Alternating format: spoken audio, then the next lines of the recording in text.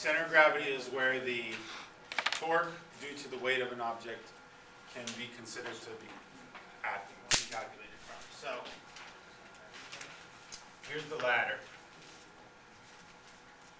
All right. Now, there's two sawhorses holding it up. Both of those are pushing up on the ladder. So we'll do sawhorse A, say FA, unknown force, and FB, another unknown force. This is 0.60 from the edge. This is 0.15 meters from this edge. Okay. Now, the other thing we can't neglect is the weight of the ladder. The weight of the ladder will act at the center of gravity, right here. Gravity's pulling it down. So Fg, which in this case is due to the center of gravity, is 5.8 times 9.8, so 56.84 newtons. Okay, so that's what we have. We know that this is 0.30 and that's 0.75. Now, since we're in equilibrium, there's three conditions that are satisfied. One is that all forces in the x direction equal 0. All forces in the y direction sum to 0. And the net torque, all torques sum to 0. So from those three equations, we can then solve for our unknowns. Now, there are no forces in the x direction, so this does not come into play in this problem. Now, in the y direction, there are three forces, right? So we're going to write an equation for sum of all forces in the y direction. So force from A plus force from B plus force of gravity, which is downward, and we already know its value, equals 0. So there's one equation. Now we got to turn to torque. So the sum of all torques will equal 0. So now, first thing you got to do is pick an axis. What are these torques working around?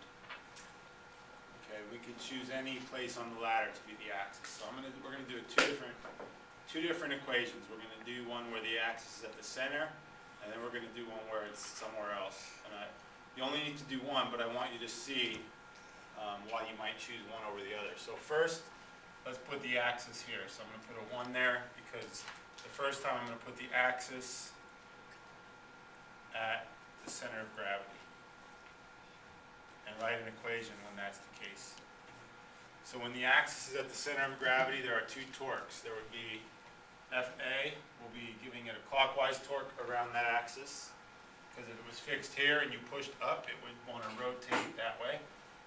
And Fb will give it a counterclockwise torque around that axis. So now, to write those torques, you're going to do, remember, torque is Fr sine theta. So this torque would be Fa times its distance from the chosen axis, which is 0.30, times sine 90. I'm not going to write the sine 90, but this is also clockwise, so it's negative. And then to that, you're going to add the other torque, which would be Fb times its distance from the chosen axis, which is 0.75. And set those equal to 0. Okay, so now you still have two unknowns, and then you would need to solve one equation in terms of the other, or solve for one variable in terms of the other and substitute.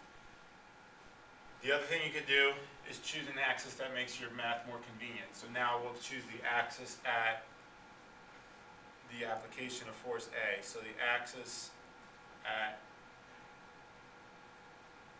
the force from A. And now let's write an equation for that. You'll see that this makes it a little bit simpler. So if this is your axis, there's two torques. There's this torque, which is going to be clockwise torque, and then this one is still counterclockwise. So now you would have Fg, so you would have 56.84, and that is at 0.30 meters away from A. That's negative. plus FB, and everything here is still sine 90, this distance, 1.05, equals 0. So now in this equation, you only have one unknown, right? So you could easily solve for FB and then plug that in here.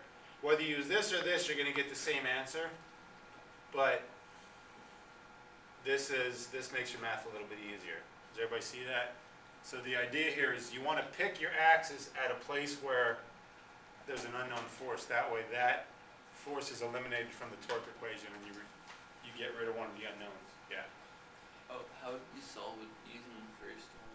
So if you did this, you would do FA would equal, so you have to bring this over, so negative FB times 0.75 over, you have to divide 0.30. Then you would take this and put it in here for FA. All right, then you're just left with FB and you solve for FB. It's not hard, but it just, a little less math. So we're not going to put the axis at the center in this case because it doesn't help us. But here it does because now you eliminate FA. So there's no torque here, just these two torques. So then you solve for FB. FB is 16.24.